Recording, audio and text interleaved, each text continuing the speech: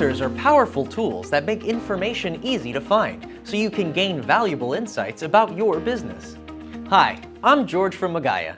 This video will show you how to use the standard and advanced filters so you can organize your lists and customize how you see information. Filters are available throughout the system. In lists, each filter has options specific to that list, such as the warehouse receipt list, the commodity list, the shipment list, and more. As your lists grow longer with transactions, filters will help you find information faster. Let's start by looking at a few lists and their standard filters. Clicking the Filter button opens the standard filter by default.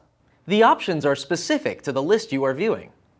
For example, in the Invoices list, you can filter by prepaid or collect, by currency if you use more than one, and a few other options. In the Warehouse Receipt list, you can filter by consignee, destination port, and more. In the Shipment list, you can filter by master or house. Otherwise, if you select any, the list produced will show both. Then, the piece counts, weight, and volume will be duplicated. You can also filter by direction of outgoing or incoming shipments. Also, add the column layout to see the houses or masters that you filtered. Note, when you filter a list, the software saves that filter in that list until you clear it. So, next time you view that list, the filter will still be applied. If you are viewing a list and don't see what you're looking for, check to see if the list has a filter applied. To clear the filter, click the Unfilter option from the Filter drop-down menu. Magaya also includes a powerful advanced filter. It has a list of available fields on the left and conditions on the top so you can further refine the way you filter items in your list. You can combine conditions and view them here.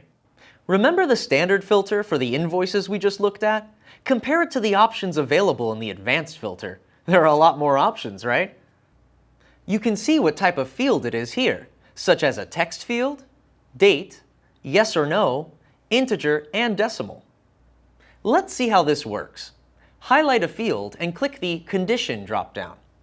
If you know the full carrier name, select Equals and type in the name of the carrier. If you only have a part of the name, select Contains. For example, if you enter DOM in the text field to filter specific carriers, the filter will only show carriers that contain those letters. Next, click the Add button. The filter condition you just set up will be added to the filter list.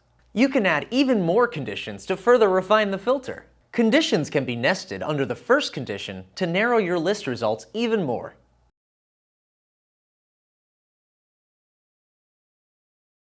Filters are also available in reports. Each report has filtering options specific to that report type. For example, you can filter reports by status. The resulting report will only show transactions with the status set by the filter. Filtered lists can also be saved as list views. This makes it easier to share lists with others in your company and to export the filtered list to a customer. Use the drop-down field to access views you saved.